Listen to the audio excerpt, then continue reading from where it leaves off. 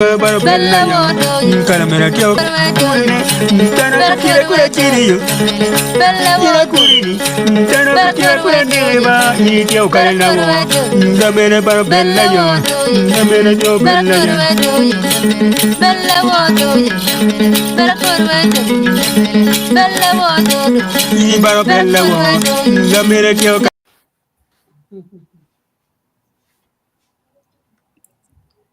Yo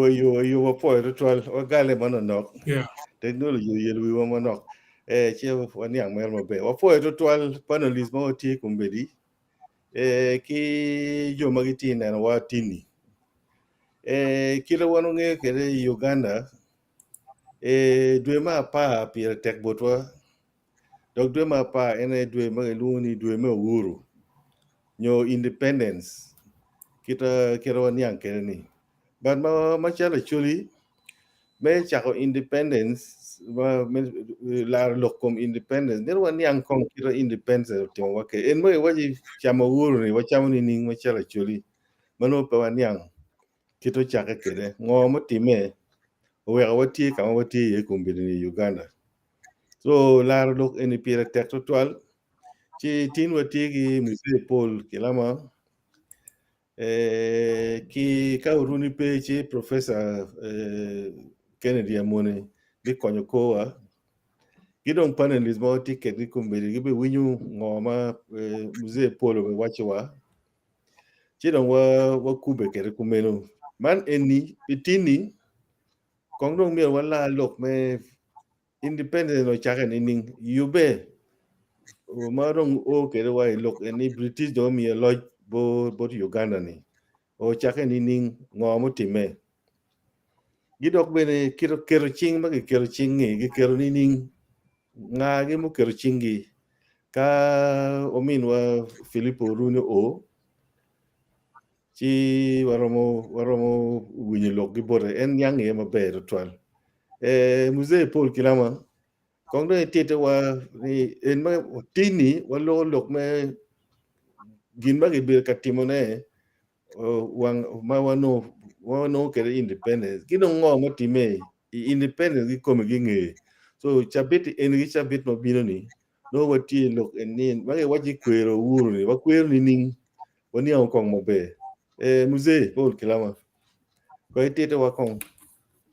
lok me Uhuru en independence ma be afo retwa Be ana poi benwa. One British o botwa lo one do colony gi ma down du ngay lo ni donc gin mono donc iya glikene metani miero go ek lobowa ci donc bi tero footsteps o bot tien wa kitwa woro kere pa meri non ki lo kan ma ki bot lo British ma go mai lobowa go lo wa lodge ma lo ni colonial rule ci miera chak ni jomuk tau kelwa lokom lo ken ene lo parties politicians yena go chako wajini tie jima kelo ni lo ken wan waron lo new lodge for British o beru kenwa no kid ma tam kere ne bena awakening no down chako chio look here bena go contributing mada wego down yang ni lo mukene tie wigi tuolo lodge pa British ki pa French kono muni mukene Belgian ki ngo gini kero waramo lo nyeo ki ye donc botian wachaka ken me lodge ken you cannot waramo la lok me lodge ken ma pe don't la lok me parties kita parties party ma Paul ma go lwenyo pi lodge ken wachako ki in party ma hotel yo do you ema 1952 I watch English so. In 1952 part mo ko nene Uganda ma gina ego kelo lokman me lot ken egen me loen pi lot ken ni part ma geloni UNC Uganda National Congress la dit part ni no bedo Ignatius Musazi eno bedo Muganda donc bene gina jomo kene ma o konya ni part ni eno ni ma gitio no part ni eno ni ene ye gina Abu Mayanja Jolly Joki Wanuka Miringeni Jolly Joki Wanuka Pat Benedicto Kiwanuka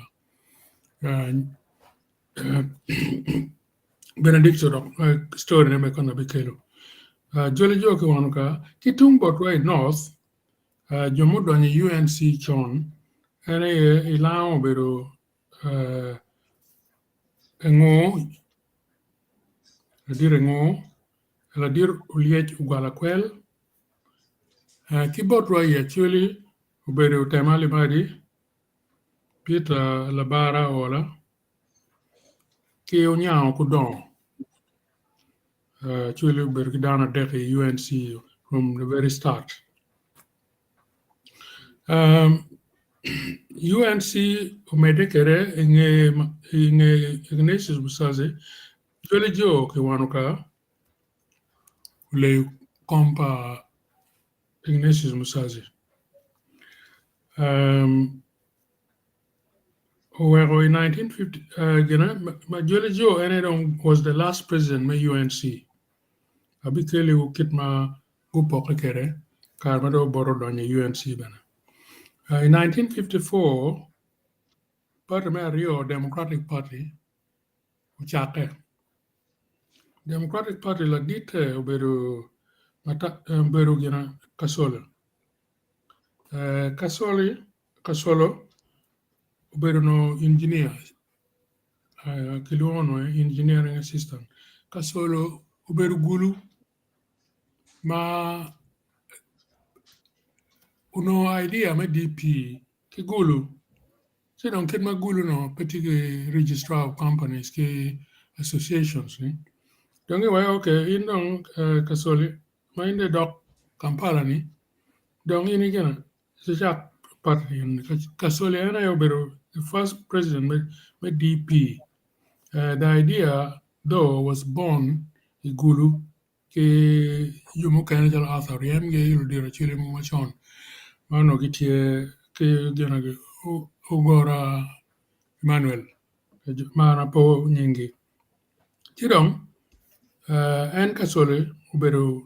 DP president mo in 1952 inge Kasolo ubino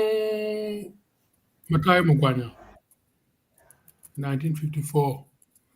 Matai Mugwanya ubipo ka jumange isi me Uganda wonne ayo beru katikir me Buganda karma British tiga miyo putiga danya Uganda siki wajuni mi anyang ini kibodla la kamamate fairly prominent down much of Bukario so mirbe kinge isi me Uganda ki gene politics me Uganda and wajuni Matai Mugwanya ene British umigire ni uye ka Uganda mirbe protectorate new colony chi Matai Mugwanya was ni Uganda mirbe protectorate and no ben pengeyo apoko ne and winyo ni no tam kibodlo French pian Johnny yen British pegerwat kure rebu chi le French wa pe ye gena colony right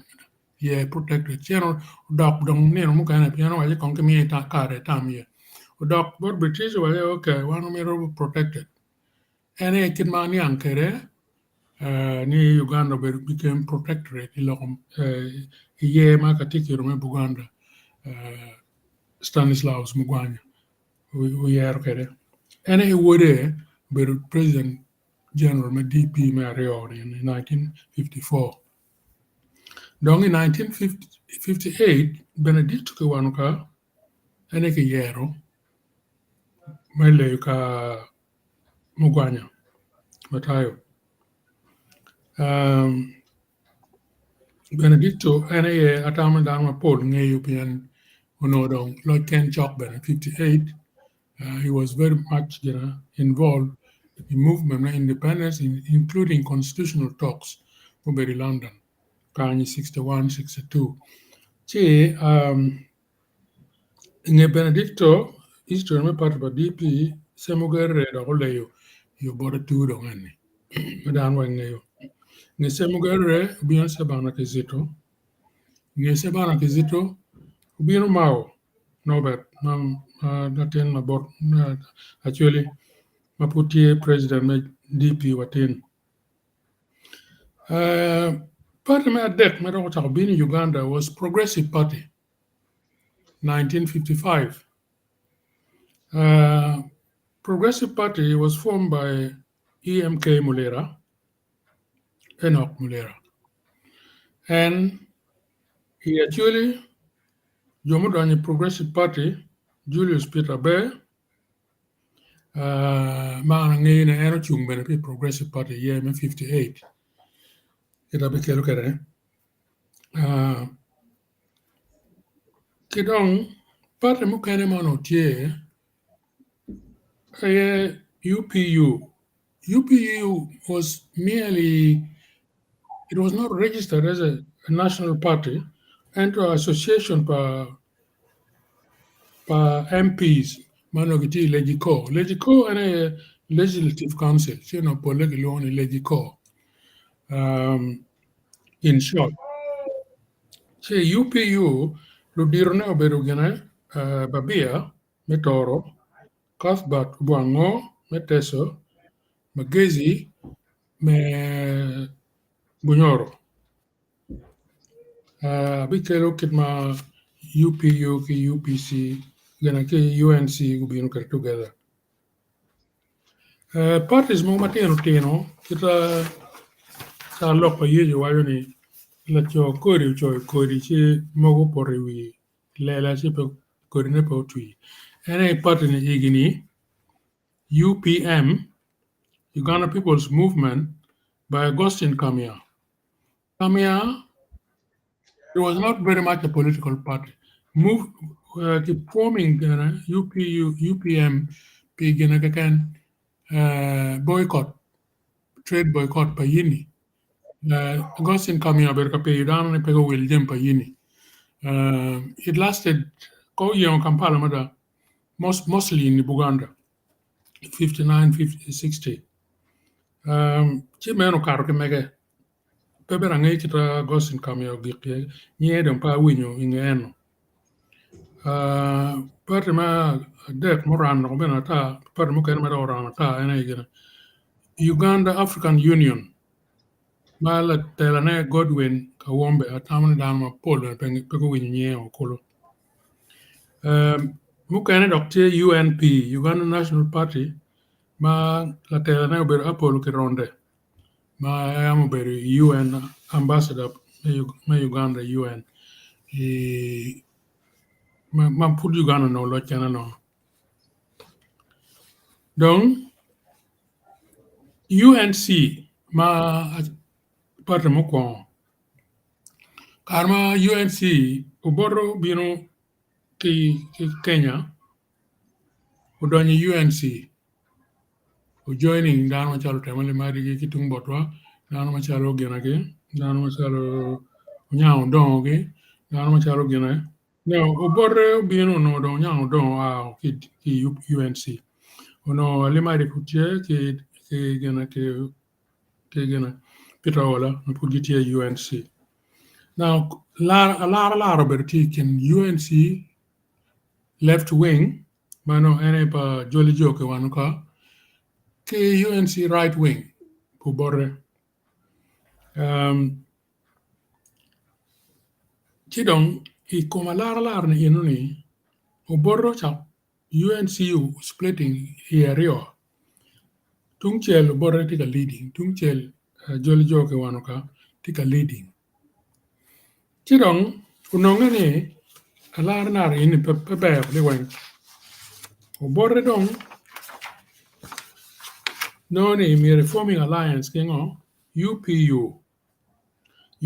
and I watch we at in Uganda People's Union Mauno Babia Magezi Kibwango Gitie. Johnny Ini was merely a parliamentary group, front benchers, Legiko. Dong Majani Inuni Utime May 1960 Mbale Conference. Now, Kainano initials by UPC, by UNC, KUPU, and merging the UPC. They took the U from both parties, the P from People's UPU, and the C from Congress, UPC, to form from UNC to form UPC. And I can patarioni go to Machalo partnership union, go creating a partnership between UNC, border right wing, ki UPU, Uganda People's Union, to form UPC. And that is how UPC was born. It was born as a merger. UPC was born again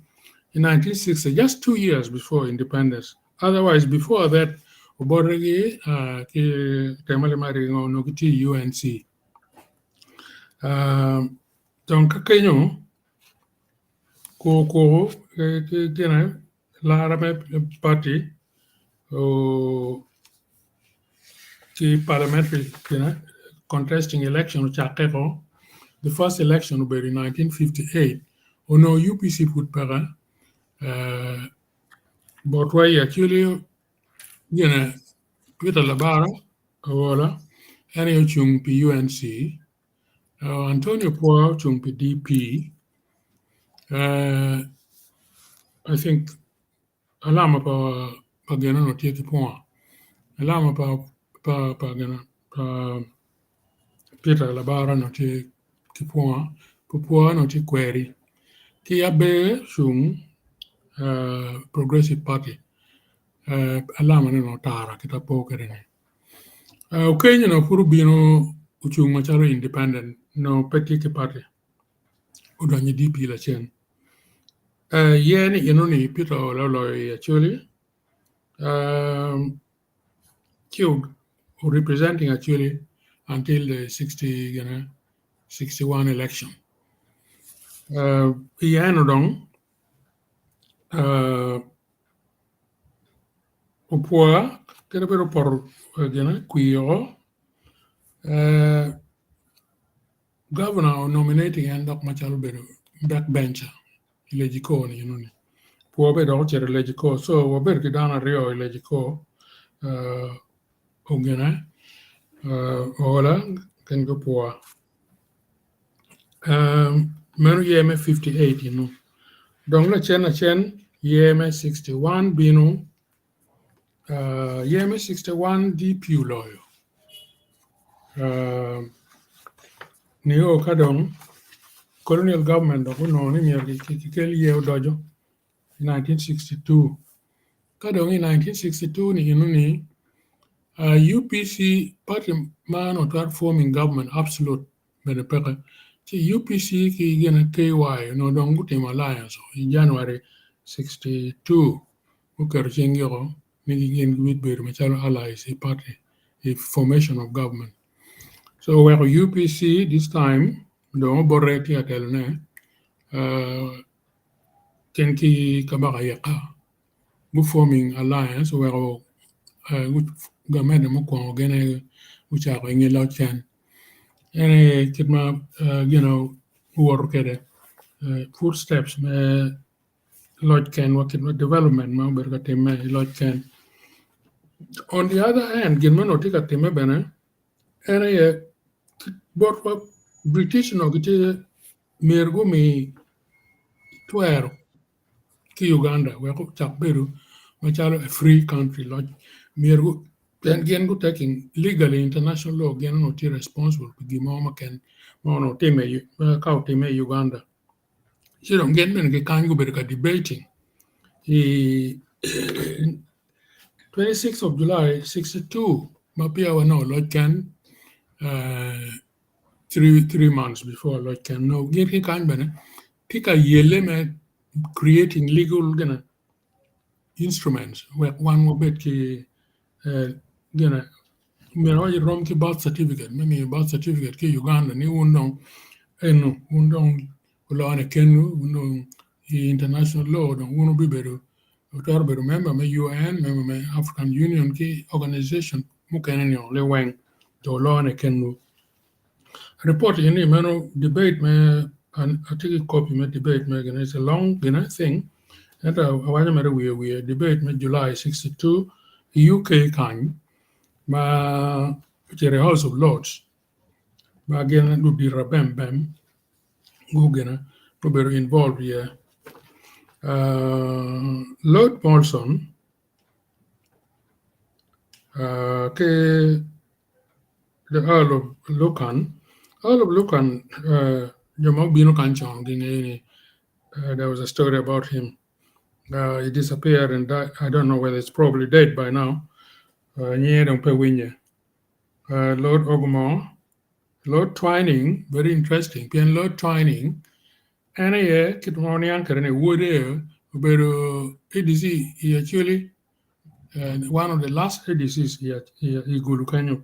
mapia wa no Lord Ken and wooded no bakiloni Twining. Family name ge atawni won beno maro Twining jomati UK kan tea ge yobu tea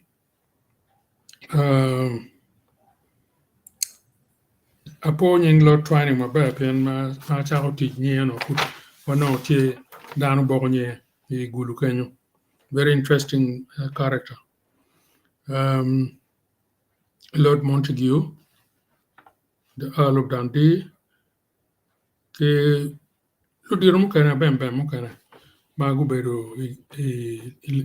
House of Lords me keto chik wet nong Uganda onong kita long ka ni birth certificate lobo manien donc nyalo donc kilone Uganda international law donc recognizing ki yeni manene lobo mate independent one thing about Genachel mate kom Lord Molson Lord Molson played a big part in Lokme Lord Kenme Uganda. Molson will call Lord Munster. Munster any demo relationships commission report me Uganda. Madam Lord Ken Chok. Menen kit waranga ma be taken constitutional relationship. Ikin wa one ikam kan part. They are going to be, we better system Magaloni. Buganda was supposed to be autonomous. Autonomous. The other kingdoms, the Western kingdoms, very semi-autonomous. Kibusoga had also a semi-autonomous status. Unfortunately, where necessary. See, and Lord Munster ko obino umi report kitma miro kai kwan local government constitution and law me Uganda see Ramaniang kitma districts mukana chala chuli la ke gene mukana when where no gitiki direct relationship with central government whereas the other ones no taking neutral can money magaloni autonomy in blood months of your loke no ni jema dit ya chel mamia dok kichwal Lord Molson kanen loke chiki appointing Lord Molson Lord Listowel and Lord Ward is a viscount and the title mokoma genje makanti kere nobility title and I don't go kanen specifically lok papunyor ki Buganda. And I don't go to no ni. Good time, Madani Kabara again Kigana, and Kiyomukama, go back paying, we're agreeing on amicable wak loka tumba. Si le lora magro kwara oni le bugimo burremo po bicher bor bunyoro kolo. Donc and also my recommendation is okay, kin counties habitually ario te bunyoro donge ti majority. Donc mi ario ni buyaga ki bukangazi ki kwangi ko dok cheni bunyoro. Chiki kero na kamarong gina racha ni kono gen British solving problem ni ono kono po kelewa yela lok inu bi kelewa yela pian British mi chikni ingi makario kitim referendum wek dan mai buyaga gi bongazi gunen kakemer dok bunyoro nyogemer berkange nyogemer dok beri Buganda. Obore Enedong was left with that task. DP on the other hand, no pemeroni loketi wek British tiat lokero kakucheri. And so UPC ke wagen no dong iti in a hurry. Pian de was sure ni ke be wek yi. Wek lok ni British wek gire karamano wek me rom kita gen wa ni booby trap. Gunga yoni lok no beru bi mocho kadong ki peka. Ki dong no gi lo ko singi ko ye. Gini kilo mone madit ma kudu tikere watin karma do borre no ni yer ki bol kuya da kita gena merni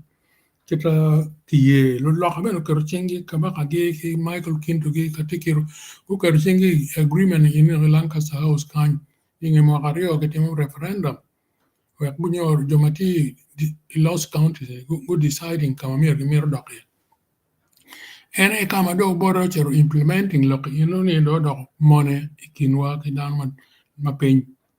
and in ya dane ono boro pe obalo temo mergin ma constitution no mero agreement ba no lo lo ka re chingi donc o wero ken pakaba ya ka ki UPC toro 64 in referendum obino kere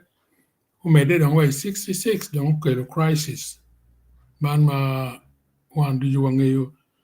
conflict mobility between mengu ki gamende ku borre what footsteps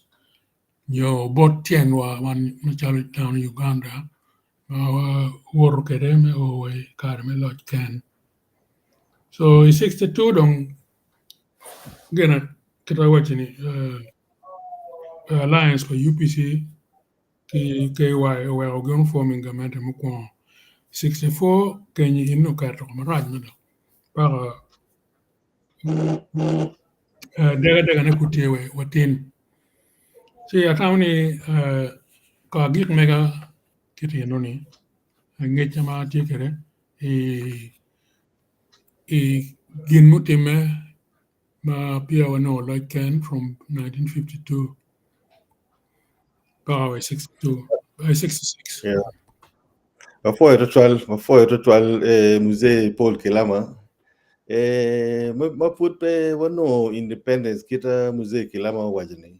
ini ono mirogi forming parties political parties Uganda no tie protectorate and forming parties nga gina wero go kerchengi pin UPC gi KY go do gamente so kele wadong wa independence mano independence pitini for wati lokme yube for independence kito buze polo tete wa be jamine pol but kangara mero kwana in details dong bir romo no ni la chen but ma ananyang ma base ni madante yube independence no Uganda go ber ka yonge under party money jomono yubo party gi jomono yubo ngo yetie kita democracy tema yubo ne kere eno en o kelewa I Uguru 1962 enoni professor ini gamone ngo matini wati lok me yobege kenba o we no independence lok inge independence ko item kong gine ka la ini petima be chi obe chiro bo la mego robina tima pa winyo doing for a long time wanga winyo tinum before Professor ko item kong ka po la chi Robina Romodonya.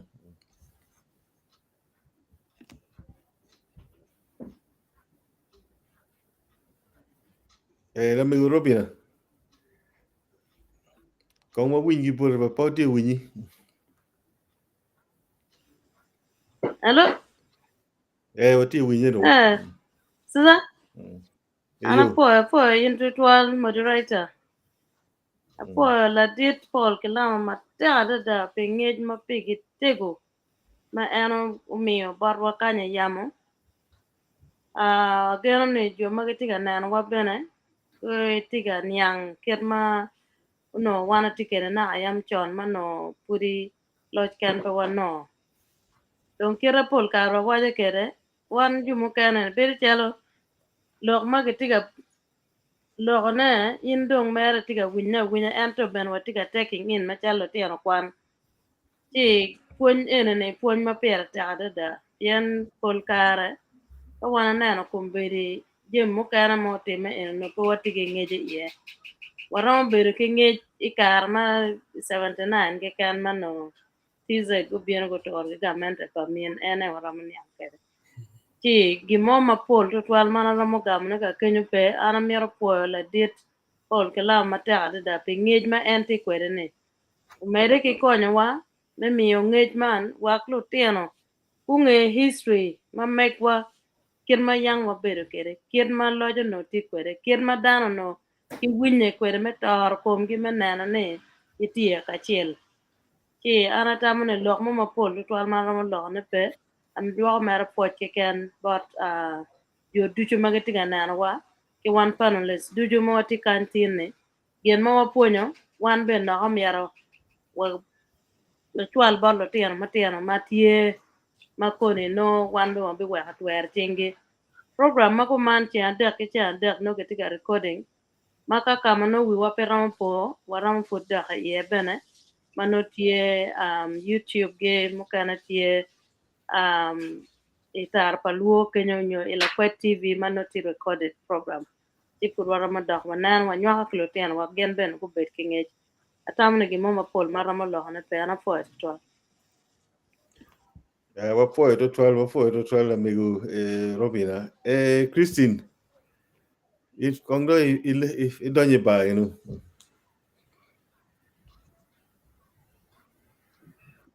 Poti winyi ba.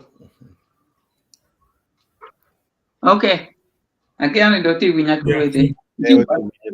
Jimpa mo wai pa British work jara. No ke mute ngo chi de chami lok data fa iponi petiet dan pe ka winyi. Actually mod borba la dir Caesar. Thank you for the moderation job. Me konyo ki me konyo la dir Paul. Fonyam kene warba la dir Paul bane. Me boke wak do me lokum yupe me nungu lodge ken no kani ana waji an pangi no kita bela diru waji kedi wan ma do any kar ma dung lodge ken ma no kinwal wan dung lodge ken dung tie ko do ni me ata ke ma da cha ngi kum lodge ken ene ni do bu ngwen ni da bu ngwen me do pa wo bi mar soda wo bi cham rinyu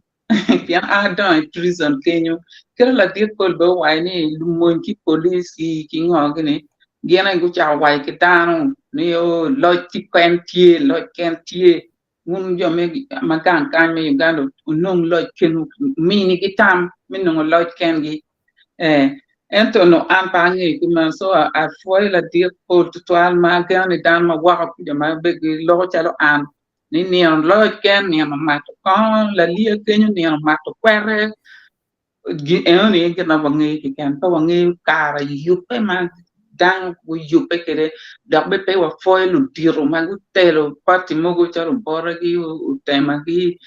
ni mo ken ma ke lu ki wen fra ku ni ki tin ona tuma ona nga ona nyao ni wen mano jima mi ki foi ki dan wen be ku nge ka wa dan ku fo jomo telo yu igi mo wa ko peji Uganda tie chalo kanto matie sima pole pe ana wa ran kuma foi ki kan la dir Caesar thank you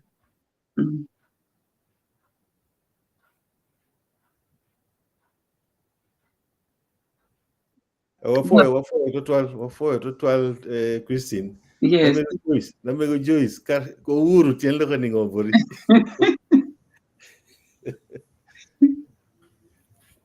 Poti ya winyi. Siza afoya. Afoya bere mekela ane di ba. Afoya. Atian work look for Ouru. Generally, no and don't me lot can, but You spend number. And then oh sorry. Yeah, look me lot can and no don't care get you can no Ouru. Ma tam ni Ouru ni lep Swahili tam mi arubedi. You know. Kira kong me achela miero po la dit Paul Kalam because waje wa give ma into detail give ma beje ma kira luwara mo kana gulo kwena wan ju mo kana po wan yang mo time pre-independent me Uganda carry way independent ko me ben po wan yang wa gin mo ramon lo ne man na ko bi o a post-independent ana tamani independent mero no gin ma be ento no lubudong kire lobo eroni o le kwere onyo kire anyo ngo matie kire na neno winyo dit polo ter kwere ni adega mono bedo tie kin bunyor ki Buganda laro lokom gidong ber kire wana ngeo kere ni kingdom pa Buganda ki bunyor no tie chi karo kero beno gwak no laro ke mo tie kin ge kenyo chi independent omero bedgin mano okelewa freedom okelewa bera gonya metimo jemi pi1 kenwa kono bere en kat bed British go biro barwa go biro go telewa pe kar malaj atawre kar mo ken bere okonyo me yabo wan jo mo ken we ko nge kir ko me lo manyen en tini ni modern world and modern life en pien akwane book mo mage wajani pre-independent ka ngoma British go kelo but you mati Africa tutwale ko baloga me Uganda makomiro wati yene awunye ni dharma pol go no scholarship me biro ka kwan wo eno ne adane put pani am bar kwan ke book ne oberutie owero okonyo gi mo kana me nyuriwa kirkwa ma wo kan tinini onyonya iyo me kwa manyene no wana ti pe kwa machon chama wana kwa yene atawne gin mo kan mabejo gima rojo ben ma en no independent okerotie ento malube gi pre-independent petie ngej mo mange ye ma pol do twal kono do akor winyone ki bod jo maramo mine wa matur kera mala dir polo mioni atawne lo mo ma pol do twal maramo mere ne ka kenyo petie ana foya Wafoyo total Lady Grace Ouru tien lo kani ngobori.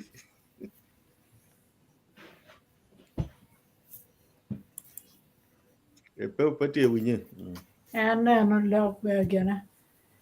log me Ouru apoyo viewers apoyo muzee kilama mi ponyo wa gino time por wa ne bene loke ngo mo time mo wewa Ouru independent bene pa wa nge pien bene kwan mo nyo pon mo to lo be pe en ki problema independent been been from 62 almost to 71 by doc government or cha lo ka ta we kit ki mo ma dar kwar ma gun yang to twal pere a ber ni pol dar wen ber pe nyang so America bora tika poene mi o we ga nyang ngo mo ti mo winyu mer yam jimmy mo nying dar mo po wan yang kit ti ngo ma gu gera gu ker mi we dar no independent so mer ber tien la tien kwan sa tika poe mer jimmy mana po maniang ene kia poe panelist wen ki dan wen na tia mer ma de ka twere professor ko ki wek tiki log money ange we network ti maraji but kir ka log without no end of go kwan pe look history to twal pe doctor strong point na look independent apoe Professor ko tem ka dong mego tuyo Professor ko tem Professor Ruinyo mene mego Rose Ouru Ramo endo itie yibo ngo iwa Uhuru en de uhuru ne dong kira diru loko ne adir nyang be adir la wara en uhuru ben ma do uhuru bir ni no food wa nyang ma bebe ma to twal ko ba but gino no yomo I wai kar me uhuru chak ke la ken ki no kini pe wa ol ki rie pien ki bi pok wa ke ki fanta chi wa mer en rie ni obeto jui ki winyu ben ba kok en ni bul ba go tigli ki bur ji ni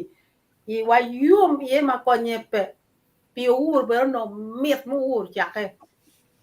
chi dong kar ma dong ala do ko chake chu bor pi ur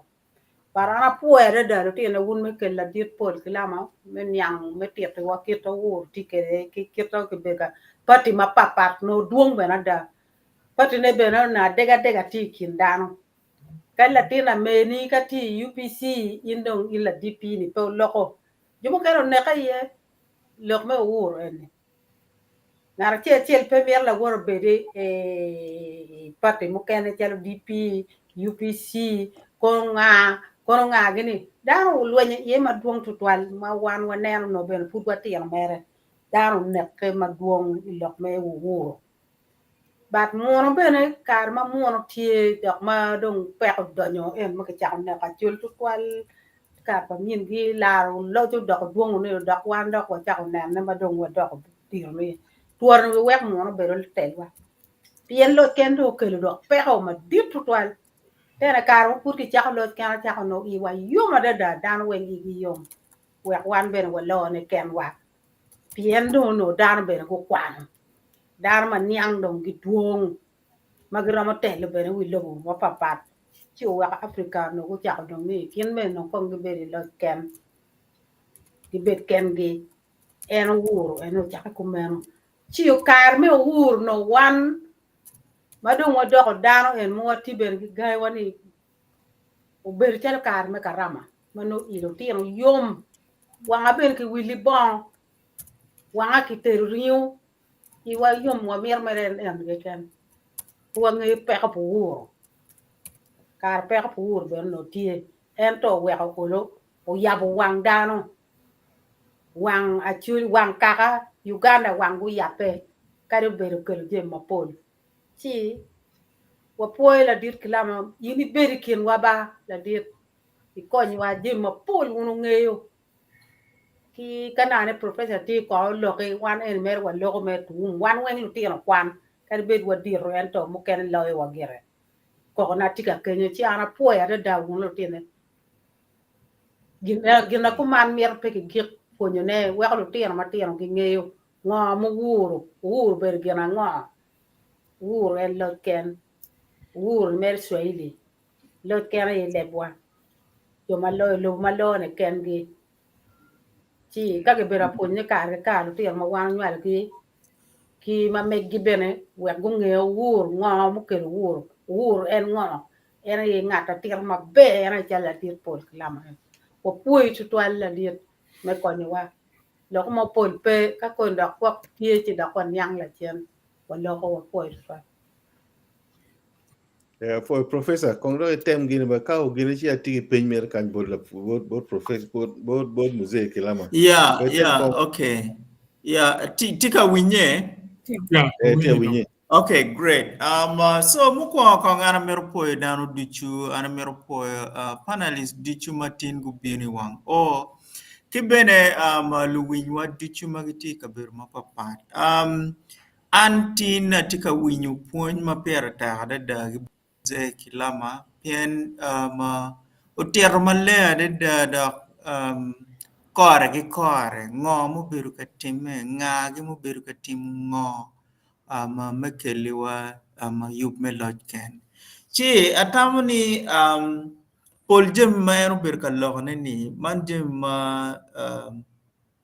ti discussion points mawaram lar lo ye chi no anatamni ti jem mo man atamni miro eno clarifying where wania ye mabe mukwa kong itami muzee initamu ni pieni ni berkatero steps towards independence our foot steps, our footprints towards independence. Anytime there was some missteps. The lost counties and the opportunity that was missed to solve the problem before independence. And the problem was instead postponed. Maukeli walua yela tutwal inge karmawano Lloyd Ken. Piano kela dega ma dega ne bedo extending ikom dano mo mano beri ipere wanu ken mano pok beri put pegi jwale wa. And I dega me lost counties and work better no tiwe komwa. Ti pe eroni ke ken foot the missteps mogo itami inano mapat ke and look me lost counties again. Tije mo ma inano ni no ka no gitim mano football no independence onyo gitim ma inge chuchot ma no independence kon gwa o ge wa yela ma oberu tingi kimario ni miro tampa mzee ene ni eno lo kom ngoma war veterans contribution for war veterans independence gwaktie specific names mogo specific contribution ange mer ni go konyo watu twali lok me kwan me scholarships ma chene mano gi chulo gi kwere ene gi tiu kwere me chulo scholarships paluten ma polia chile wan wa kwano ba peje gi yubo ba peje war memorial stadium gi yubo mano and veterans ene gi bino kadore ye kar mwaka chene bino konyo wa as an asset for the region. Kidok beno one beno wa developing sports what yegi dan ma pol ma go developing the sports talent ki peje ma wa kero nyingwa bene imap dan chalo the late arop gi the late ayagi developing talent ni kidong ma giri ena ni anatamo ni bene miara pen muzee wa tete wa kong wie kit ma gitio kwere ki Buganda me colonizing other parts of Uganda and narrowing its implication mal the community of Uganda pien dar mo chalo seme ka kungulu ki ma jo kan bene karchan go chergo o wo bot wo kuje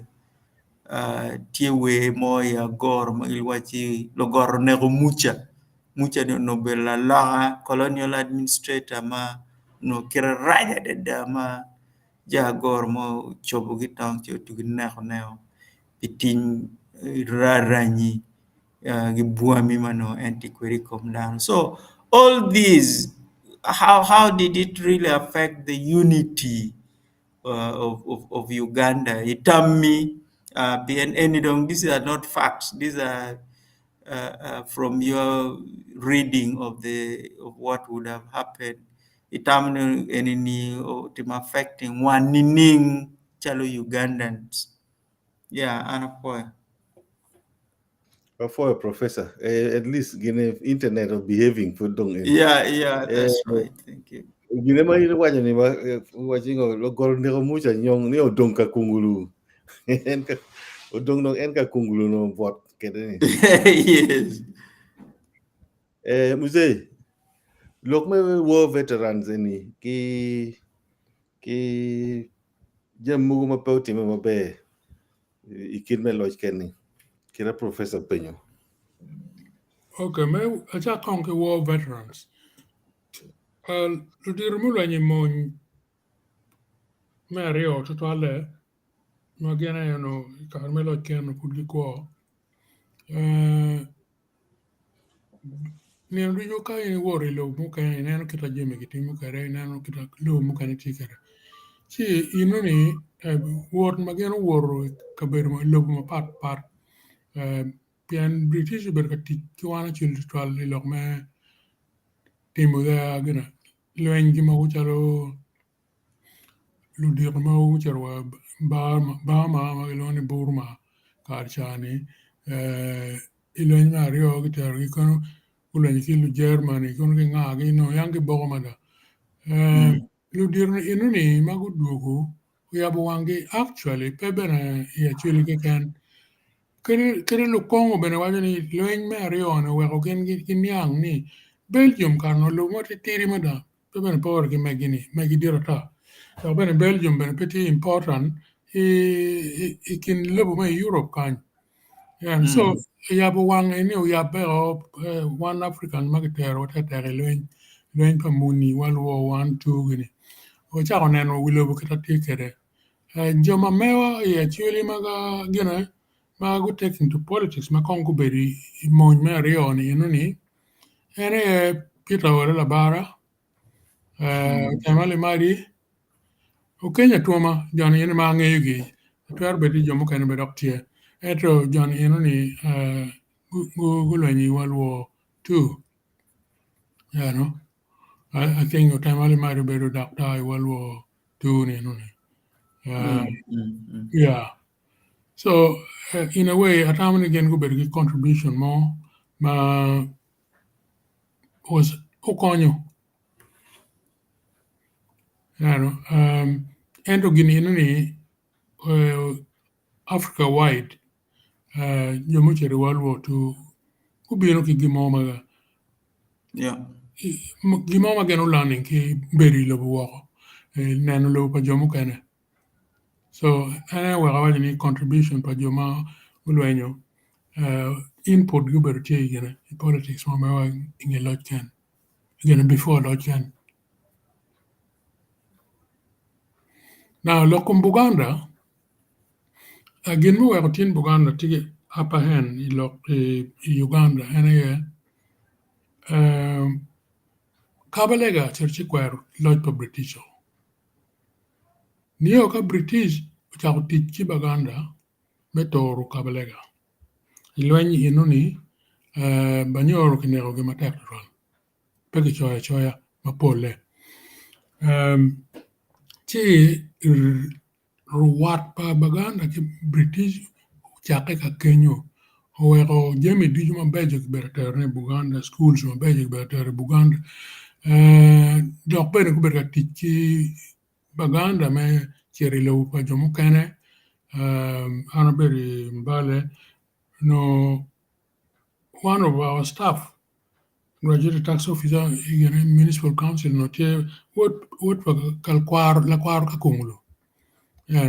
maka kungulu bot bagishu yeah no right mana le kok pege maru gen maka kungulu berate mana I bugisi bukere ben kumano kidi vite tet me ponyo Luganda ki ngog donc kita ini wajibati gana atamo Pellegrini choy buke choli machon ilokom lugorne ko Musa nyong donc kungulu ni ane tim mano Musa min ka kungulu timo gana bollu gor ya gor kuja no tim maro jumada na wana chili pa ye la ko timi no ni inano chili kar chani pe chal ma kum kani pege yen temiu chiko ne romere gena ne Musa romere akare British go ka je ma da but pete gi mo no grom temna do ci don o mi bene o konyo bene we lo la ka pedong ber ka nyepe me jeri ya chuli buti mu dan la bene ma tek ma and krila tema chanyani she extending influence across the country no per welcome thing at all me lo mukane bantu areas mukane to tung east gigi le Uganda and be dichi inoni me imposing level Uganda gana kabir mo chalo bukedi bugisi and so on gibuso again. Ci ana wa ni o kelo mone kindano donc bene missteps mo ma berutie ene petitions mo ma district mo kana o kelo or la bola actually no mero federal status eno kenti beru beru representative on come actually district council which is Lanka House conference but UK kan ci ono actually mer ni ki met gina bule ni mer ki meni autonomy makan ne lok me autonomy ni ki me o ki practicing bana ya da ono kono la kuri miu makumero ti anana ni kono pera ono kono lebuman beru waje gana federal status kidma United States tigara state man tigi gana tiki autonomy ne state man law ne kana ka dongi ribba machala federal ilok me federal government you know no me ilok man me ngare moni doko president che mere tiek ka moni ni o nyo tijwen ki goro dong beru pakaka sel tijma be wengi mi ki kaka sel scholarship wengi mi ki kaka sel no ko gini ni peka no wano lo scholarship wa lo oriat no mewa o chalo dano wo kito ya miro man ko mer kaka mo kene pe chalo dano gi ka kwan wo scholarship peka pi kaka mo kene limbe ne yon ko mer doko no kaka mo kene tigi lim mo kene peka lim kaka as a result of policy peka meke so la kuri gini ni ono kano nene wo bet ki federal gana status from the very beginning atamani kono no pewa o kamawati e komberni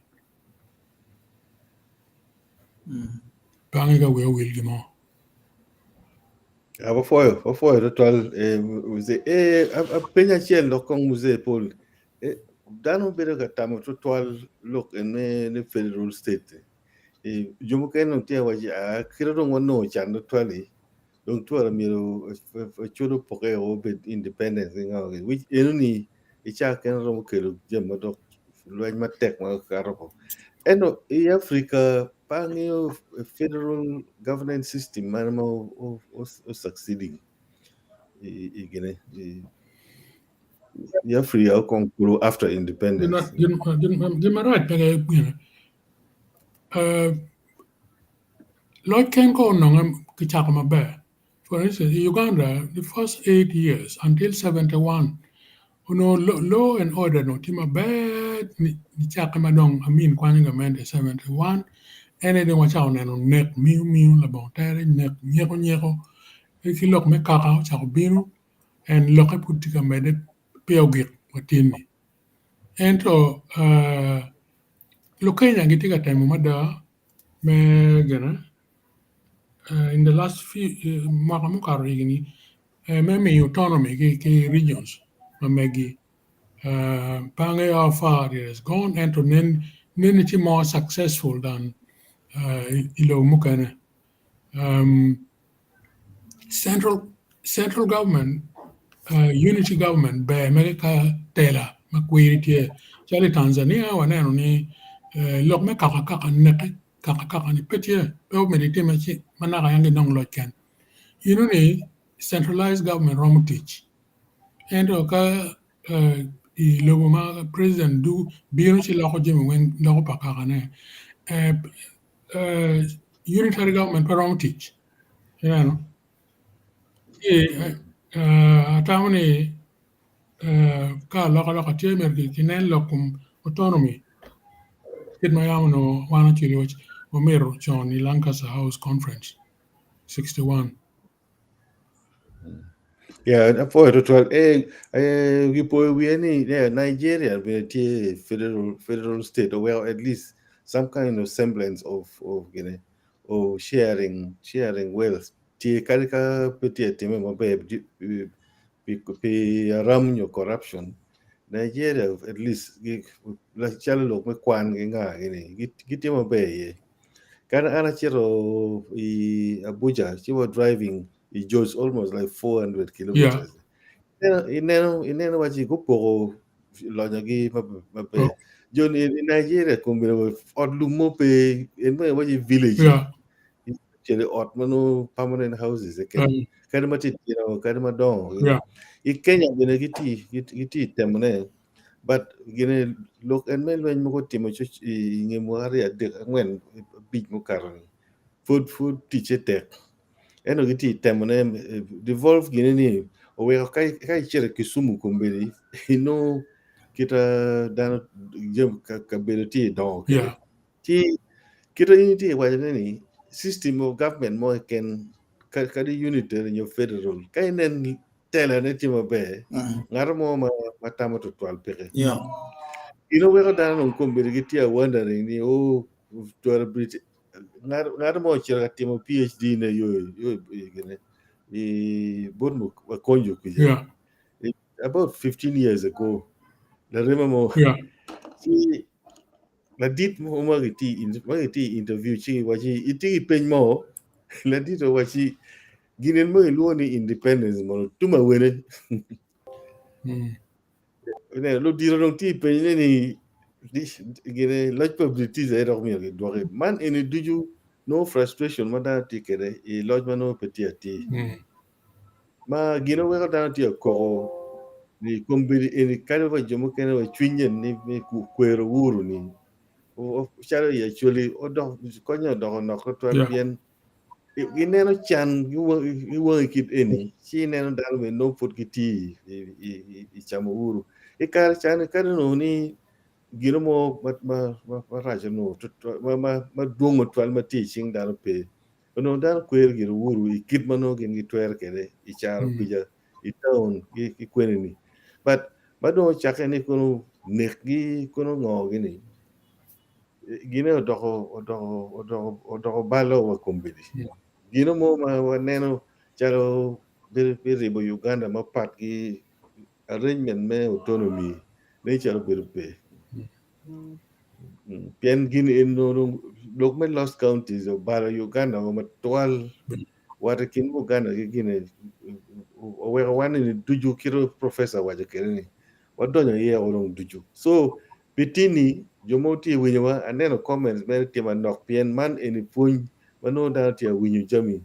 But then Utima Popol if a line. Ki point any Matini, Gibo Muse Paul Kilama, Gipenyo Berka Penny. There were dong ikom and independence dong ikome. Yeah. Yeah. Di dirowa yele total ka an for an wo look in ni jomago lo ni second world war ni kwaro ada gi do lo ni ye ma for an wo look in ni chuya ni one mo do ata en mo ro mo jugo chendo no ro mo konyo wani ka veteran ma chon chan yam gi ro mo kero chende gi a chulo kwano kit eni ono be po par ko lo bolo en mo ti timeni ka mo ne kena chere gini chiro tire kwan kono nga gini ka veterans ma yam ma chon cha ma bin pe ko kwano ni ko timo la kit gini ni ngo mo ge wan jugo chende be re tien wa kwan gini eni wore wiya cha wa duju wotigi nuju chende bu mo timo ge ngo kan ma titira ma titira ka no ge ro dok chen ka jugo kit chende eni ono ni tira wa mo kwan ka di pin en mo pin chi marachi ki ngaro mo ma kumbe ro mo do goro ya chuli meta ma jama ni ka chen nen chalo do pe kita waneno kere lojo do tek i ya chuli ma no pelare kit pero mo ti yen ti bitini wa giro lokme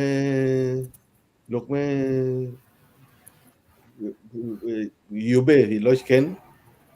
icha dek mo bino ni dong wat bi nyama lokme kom nung magi no loj ken ni ngo mo timi jem ma yube pi loj ken timo ngo gi ideas ma ngo gi jem ma beje mo veterans timo kira dano bil ka resisting kele gine jem mu loj laja chonya gini gine mo ken dun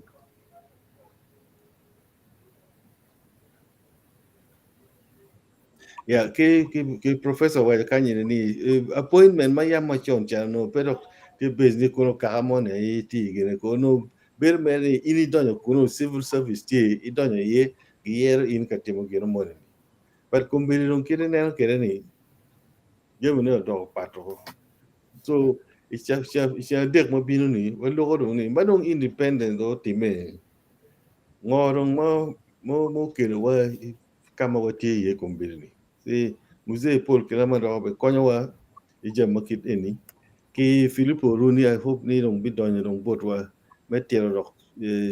jam ken motime ikit me choy agreement man mag choy Lancaster House kanyo we wano ke independence kawa kara dong inge independence dong wano wa British do chere ngorong mo wano timo inge kenyo so it's a bit mo bien it's a dek Rio me utino me Uganda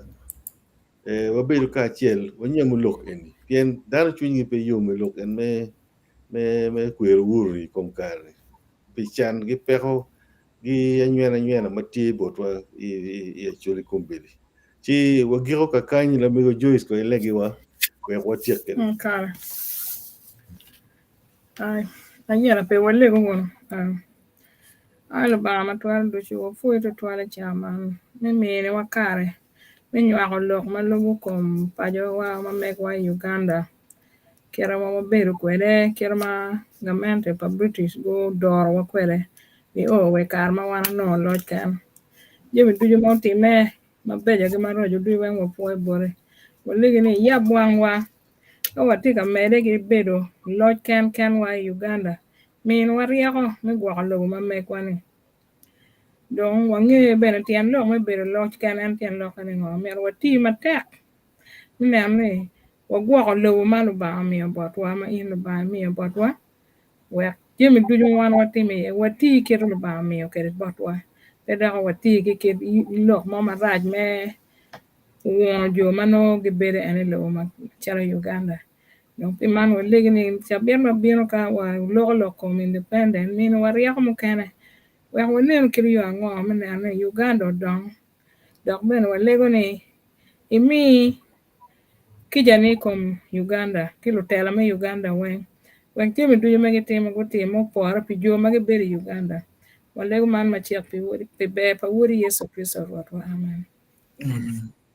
wapo to ma bere foot pe ya we will wapo pi omin mo mandano ngi gulu tutwal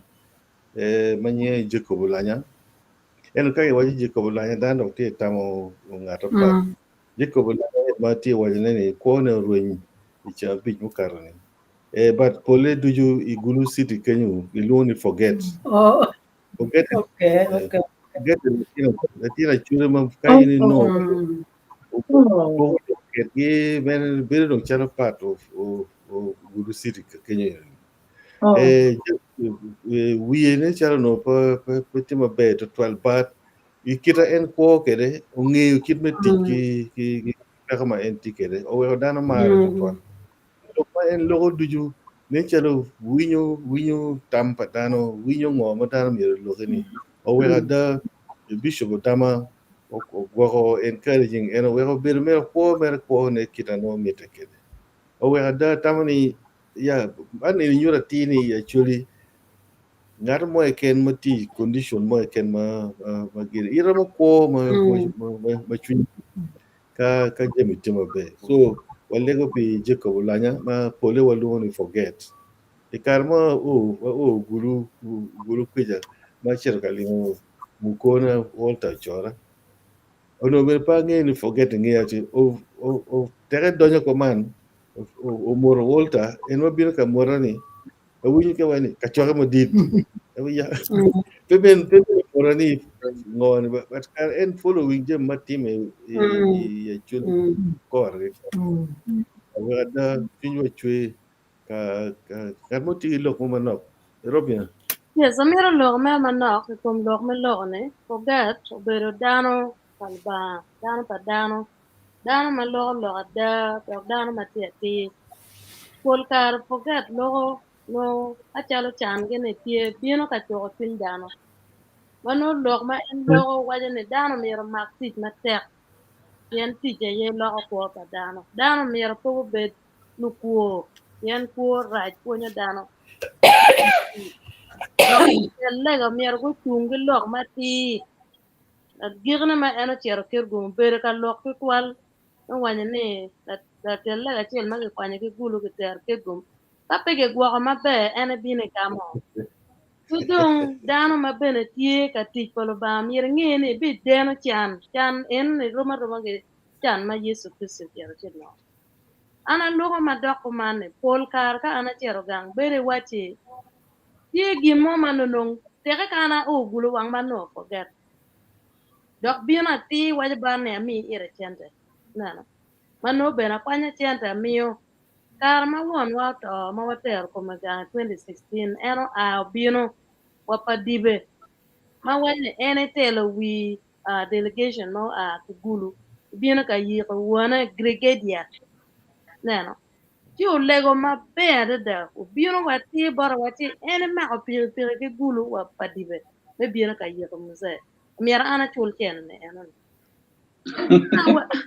wala pe chende koma wa lega tum ko man o gero we o jus we o mami we o lilian o dugu dok chen bara ni o miara mi chende eno ya da kwanya lipiar bi amiyo bar forget ma beno poe kunyo bero yo madada eno madonge dok dongulu don beri nyimu taka pa la dit tema wan ni en la dit ilo tema miero bera ngej kunyo no yo madada la wo maya ma ana chero gulu bi ma bor ma ana tiga dugu arwara ke forget to shell na doko bino wache ami na chende kwanya liba pa ami bara da chero nyim chuo atiga welo fruit o mi ene matire ne doko biro o mama ko rajba ni ta tiga lega mi hali wario ke kan kwanya li wario mi ti dano malo ba mi ko ko me aro bede ning dano pa dano gien ma po garo puonyo ma wan ju mo kan wa wunyo mer bed ma chala puonyo ko ma ma ko ma wan ma tikere ini wan ini wen wa tike ko ma pan mo ba kere ko wa mano mer wo kumberi po gat pe kenwa waligo tibne kama entie lo ba mero jolo ker kama be idan mo kana chalo ama kwer gi mati guru madong restaurant na wajane tere po gero o soda achiel ke cham ke mi menono macha mo ke kan no go chim anda te doka atiga bin town this connection bonding ma eno o ngo o bere kere ke dan mano ti ka kona mangene dano ti gi chola matek kumbiri ma wa kere jemene wen lega gimol ba miyo ena beno kwanyo wa dwoko de bora ter piman ana poet twal lego ni yub me chiambi chel bene itum maber ana poet da wa foyo to twal wa foyo wenen do chia bichel mo bino foyo to twal Kamere baro bella jo, kamere kyo kalla wo, kamere baro bella jo, kamere